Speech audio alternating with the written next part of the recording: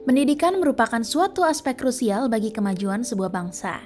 Hal ini akan sangat mudah digapai apabila tenaga didik, baik orang tua ataupun guru, memiliki pemahaman akan pentingnya parenting.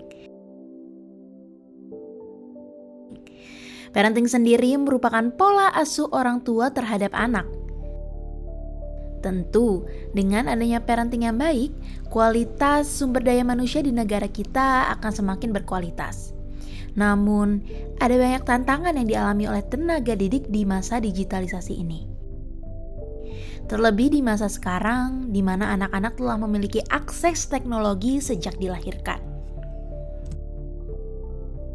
Namanya generasi alfa, sebuah istilah baru yang mendefinisikan generasi setelah generasi Z. Generasi ini lahir dari tahun 2011 sampai 2025. Maka, mereka adalah generasi yang paling akrab dengan teknologi digital sehingga memiliki peluang menjadi generasi paling cerdas di antara generasi-generasi lainnya. Sebanyak 2,5 juta generasi alfa lahir setiap minggunya. Mark McCrindle yang merupakan seorang peneliti sosial memiliki prediksi bahwa generasi alfa merupakan generasi yang tidak terlepas dari gadget, kurang bersosialisasi, kurang memiliki daya kreativitas, dan bersifat individualis. Akan tetapi, tengah tantangan-tantangan tersebut, ada potensi besar yang dimiliki oleh generasi alfa apabila proses tumbuh kembang anak dapat dilakukan dengan baik. Perkembangan teknologi yang hadir perlu berdampingan dengan didikan dan parenting yang sesuai supaya Gen A dapat menjadi pribadi yang cerdas dan berkarakter. Semua anak yang lahir ke dunia ini sama. Semua berasal dari ayah dan ibu. Anak itu di dalam perkembangannya butuh pendampingan dua orang tua ini. Orang tua harus mempelajari bagaimana cara mendidik anak mereka. Saya selalu menyarankan bahwa orang-orang yang ingin melakukan pernikahan sebelum tanda tangan akad nikah, harusnya mereka sudah mempelajari bagaimana cara mendidik anak yang ada kemungkinan akan lahir. Berbagai metode didik dapat dipilih oleh orang tua guna mendapat output yang terbaik bagi tumbuh kembang anak.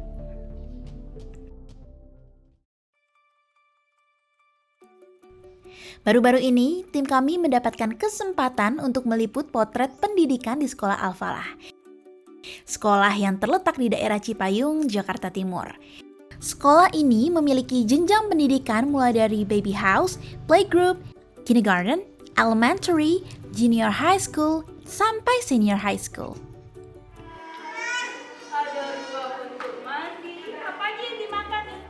Ada satu hal menarik yang dimiliki oleh Sekolah Al-Falah.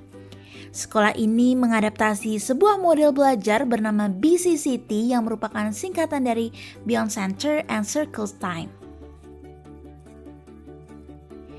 Model pembelajaran BCCT merupakan kegiatan bermain sambil belajar pada sentra-sentra. Bermain merupakan wahana paling tepat untuk membantu perkembangan anak karena di samping menyenangkan, bermain dalam setting pendidikan dapat menjadi tempat untuk berpikir aktif dan kreatif.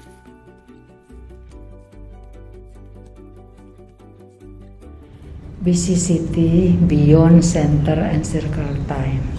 Ada 3 kata di sana ya, Beyond, Sentra, dan Circle Time.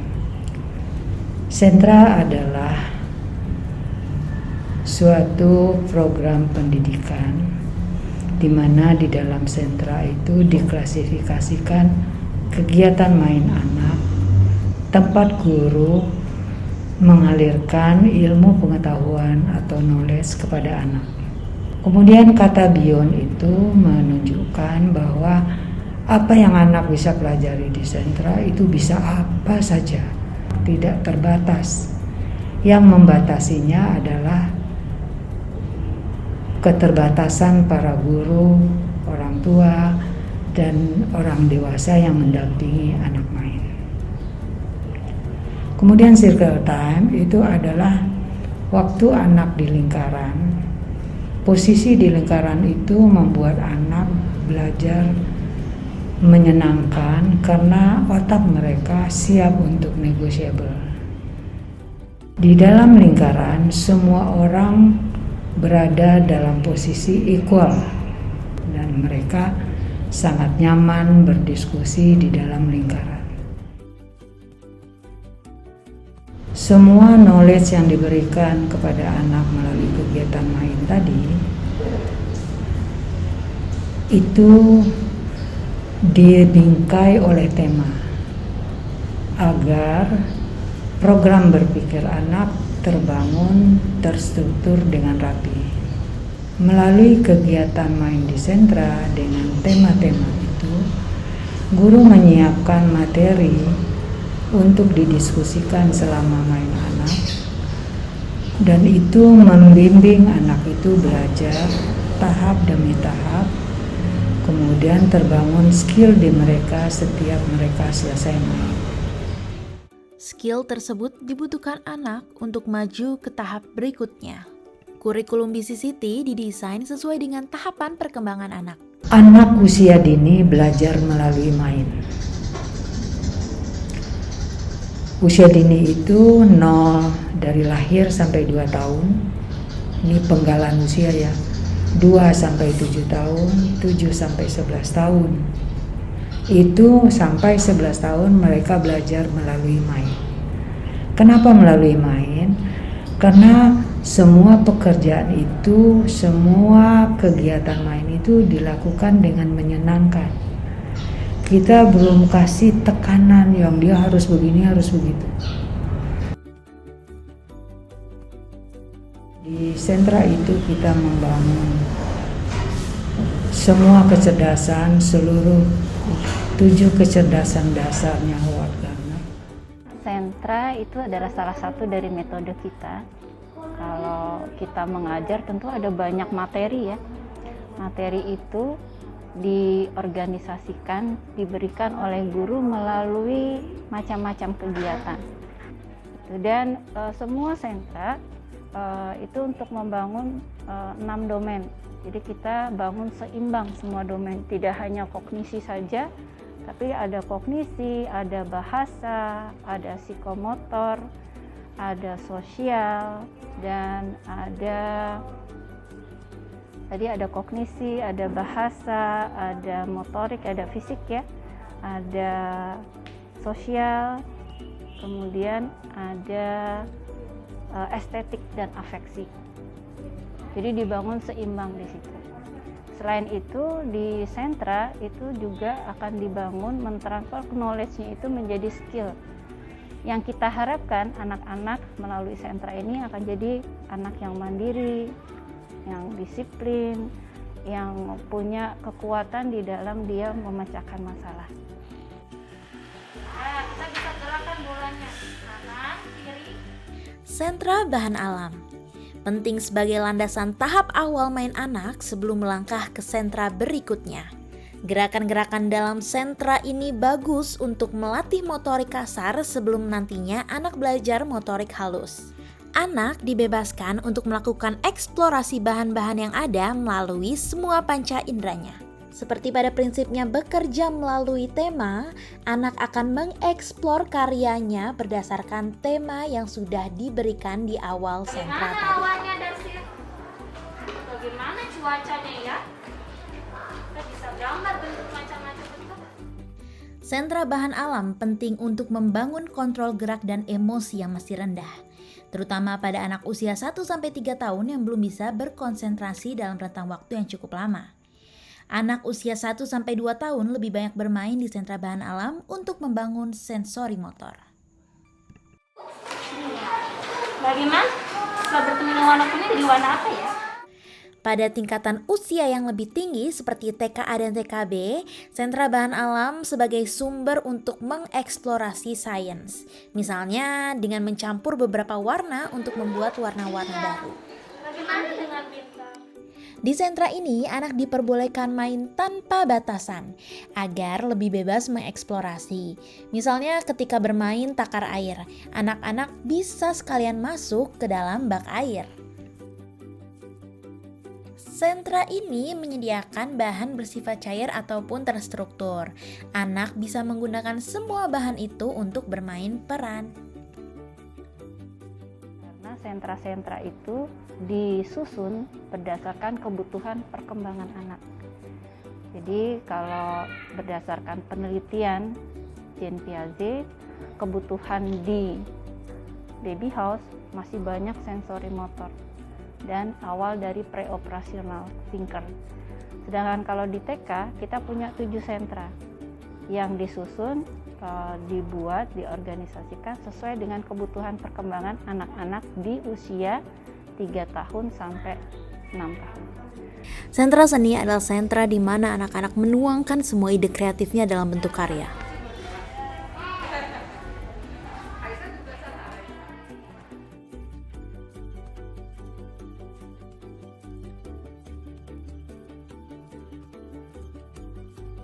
Ibu Hadijah sedang memberikan pijakan awal sentra sebelum nantinya sentra itu akan dimulai.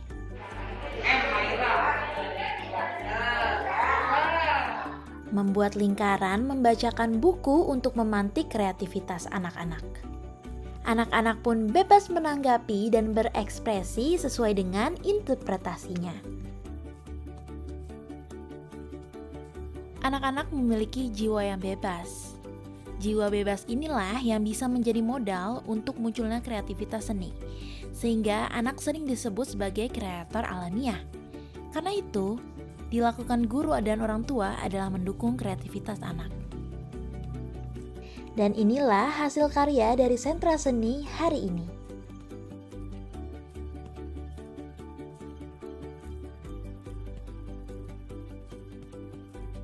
Sentra balok fokus pada pembangunan struktur berpikir dan pengetahuan anak memakai balok unit dan material lainnya.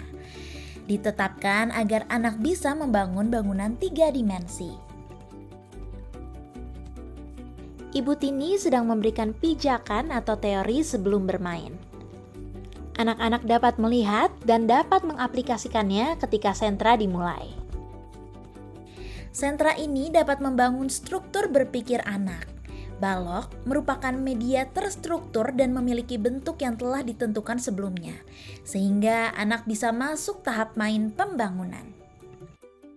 Selepas membuat bangunan balok, anak seharusnya dapat menceritakan cerita dan main peran tentang cerita tersebut, sebelum anak mampu menuliskan cerita itu pada usia yang lebih tinggi nanti. Jadi setiap tema yang kita pilih disusun di dalam kegiatan-kegiatan yang ada di setiap sentra. Seperti kalau teman-teman lihat di sentra balok, kalau temanya benda-benda langit, akan exploring dengan bangunan-bangunan yang berkaitan dengan benda-benda langit seperti observatorium. Ya. Nanti kalau di main peran, mereka akan belajar misalnya tentang matahari yang mereka sedang pelajari, bagaimana manfaat matahari untuk kehidupannya mereka. Salah satunya skenario tentang laundry ya. Sentra bermain peran besar. Anak diharapkan belajar bagaimana menciptakan interaksi sosial yang bermanfaat. Dengan bermain peran, anak mampu mengembangkan kemampuan interaksi sosialnya. Ibu Neni sedang memberikan pijakan awal sebelum nantinya anak bermain di sentra main peran besar. Urutannya ya ke TKB dulu, kemudian sharing, bercerita sesuai dengan tema agar anak dapat memantik imajinasinya. Sentra ini menjadi salah satu instrumen untuk membangun empati dalam diri seorang murid. Dengan demikian, memainkan peran-peran tersebut dapat mengetahui bahwa profesi itu tidak dijalankan dengan mudah, sehingga anak dapat menghargai apa yang dilakukan oleh orang lain. Vygotsky, seorang tokoh pendidikan usia dini, mengatakan bahwa melalui main peran, anak dapat melebihi tahap perkembangannya saat ini.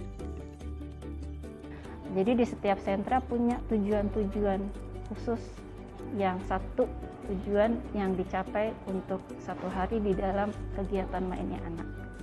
Sentra main peran kecil, di mana anak bermain secara simbolik menggunakan mainan atau miniatur. Anak berperan sebagai dalang yang menggerakkan boneka dan mainan untuk membentuk sebuah alur cerita.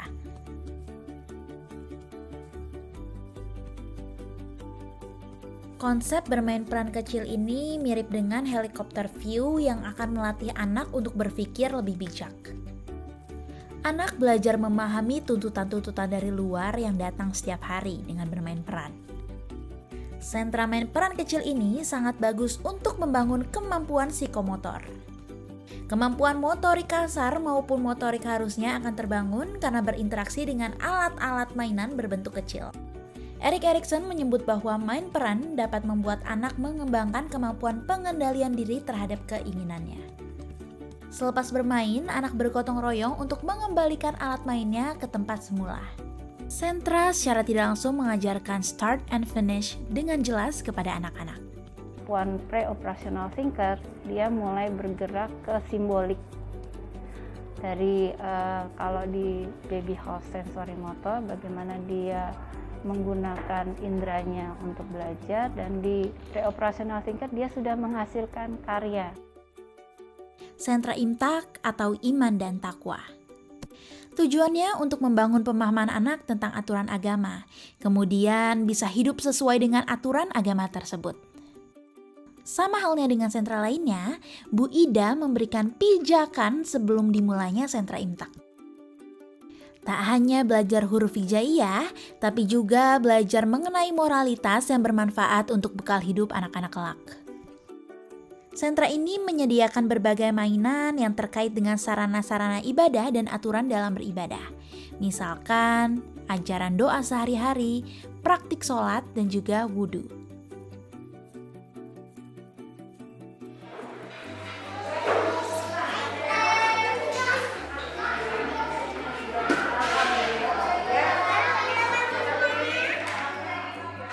Oke, jadi kalau kita melakukan sentra, kita ada 4 pijakan, ya kan? Yang pertama itu pijakan lingkungan main. Jadi guru sentra mengorganisasikan tempat sentranya sesuai dengan lesson plan-nya. Jadi mainannya bisa berbeda sesuai dengan tema yang berlangsung. Ada yang sama tapi dengan susunan yang berbeda. Jadi sesuai dengan lesson plan yang kita rencanakan. Nah, kemudian selain itu juga kakak bisa lihat sebelum memulai, guru akan mengajak anak di dalam circle. Nah, itu guru akan memberikan pijakan sebelum main. Itu juga nggak kalah penting ya. Ada pijakan lingkungan tapi tidak kuat di dalam pijakan sebelum main, anak mainnya juga tidak punya arahan yang terstruktur, yang sistematis. Dan ketika anak bermain, guru juga memberikan pijakan. Ada 10 anak di sentra, tapi tahapannya belum tentu sama ya. Nah, guru kalau memimpin sentra harus tahu siapa yang masuk hari itu. Tahap-tahap perkembangan dari anak-anaknya yang masuk hari itu. Sehingga sudah punya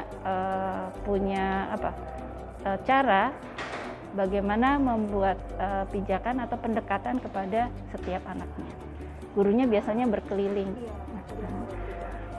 Tapi pijakannya juga nggak langsung direct. Kita pakai yang non direct.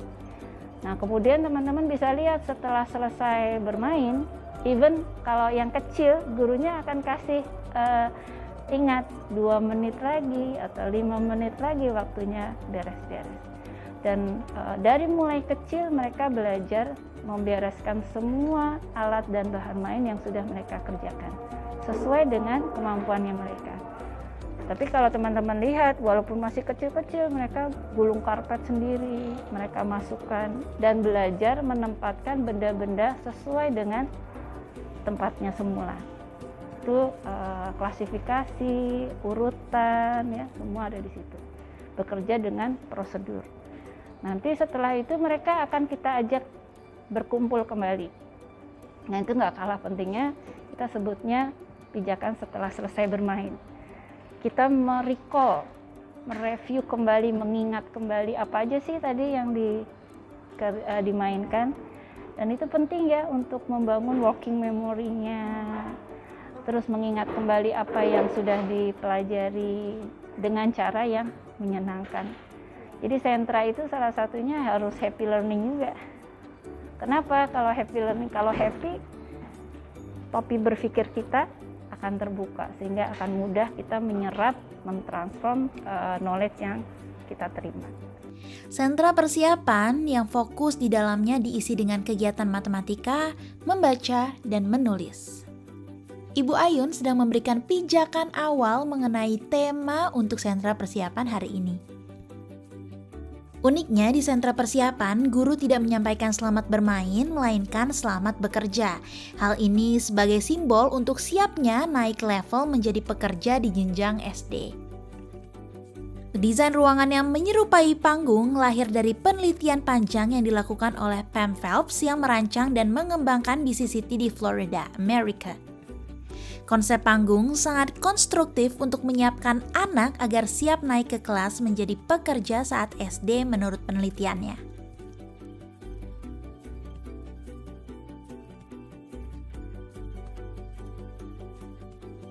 Dari hasil penelitian 3-in-1 Brain, kalau kita dalam keadaan takut, kalau kita dimarahin takut nggak? Dipaksa, seneng nggak? Nah, itu katanya dari hasil penelitian, pintu berpikir kita akan tertutup. Otomatis kalau pintu berpikir kita tertutup, kita akan sulit ya mengingat, menganalisa. Tapi kalau kita happy, kita senang, pintu berpikir kita itu akan terbuka. Sehingga informasi akan masuk dengan lengkap, dan anak-anak bisa mengorganisasikan informasi yang masuk ke dalam pikirannya. Jadi belajar deh. Nah, happy learning namanya. Halo semua, namaku Aida Prasasti Paraning Ratu, akrab dipanggil Sasti, dan aku merupakan alumni dari Sekolah Al-Falah. Aku masuk Sekolah Al-Falah dari umur aku 3,5 tahun sampai aku lulus SMA. Perasaan aku seneng sih karena kan Sekolah Al-Falah tuh pakai metode fun learning ya. Jadi dimana kita selalu bermain, terutama bersenang-senang gitu. Jadi sampai di kelas atas pun metode proyek-proyeknya itu menyenangkan, yang membuat kita bisa mengeksplor lebih banyak hal gitu sesuai dengan kebutuhan kita. Dan tentunya aku merasa enjoy sih saat sekolah di sini dan senang.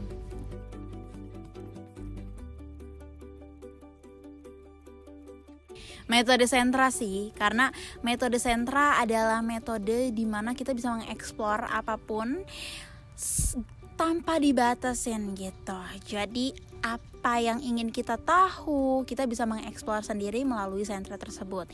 Nanti setelah sentra ada recalling, tapi nggak hanya itu. Menurut aku yang menarik dari ini adalah dimana kita menulis jurnal gitu setiap paginya dan setelah pulangnya begitu. Aku jadi cinta belajar. Benar-benar cinta belajar, maksud aku cinta dan ingin belajar. Maksud cinta belajar di sini ya aku mau belajar apapun yang sesuai dengan kebutuhan aku gitu.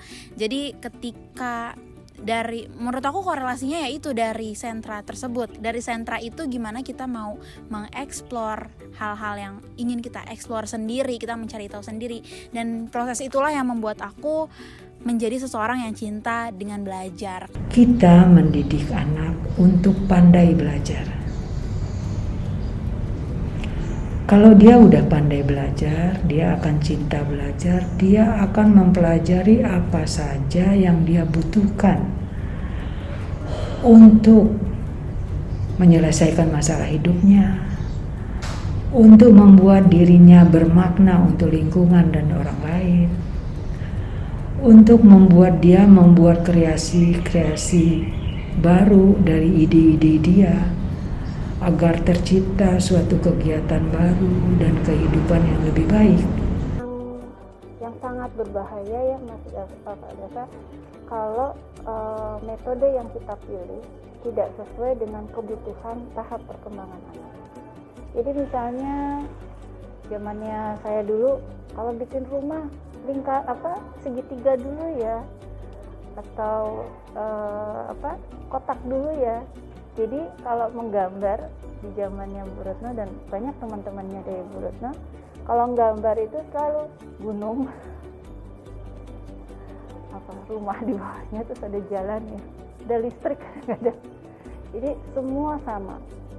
Tapi kalau kita tahu tentang tahap perkembangan, kita bisa mendesain pembelajaran yang tepat buat mereka.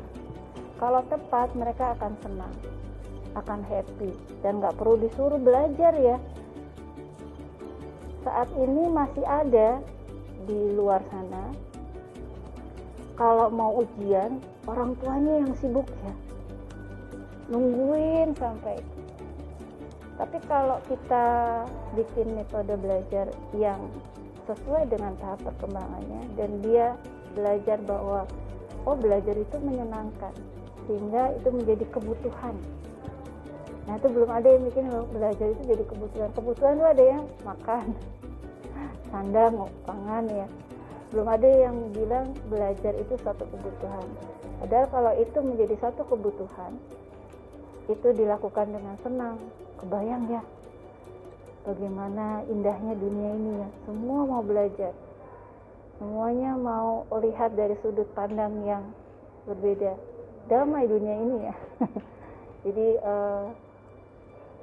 seperti itu. Jadi harus pilih metode pembelajaran yang sesuai dengan kebutuhan perkembangan anak, membuat mereka senang belajar, pandai belajar, sehingga mereka akan bisa memilih sendiri apa yang mau dipelajari, caranya bagaimana, mereka sudah mengerti. Nanti jadi pribadi yang mandiri tadi ya, disiplin. Aturan itu diikuti karena dia tahu bahwa aturan itu bermanfaat ya. Di dalam BCCT itu anak tidak belajar, tidak diajar oleh guru, tapi mereka menemukan sendiri ilmu pengetahuan itu melalui kegiatan main. Rasanya akan sangat menyenangkan apabila proses belajar menjadi satu hal yang ditunggu oleh anak-anak. Orang tua maupun guru perlu berupaya sebaik mungkin untuk menciptakan suasana belajar yang nyaman, seru, dan menarik bagi proses tumbuh kembang anak sehingga akan tercipta masa depan Indonesia yang gemilang.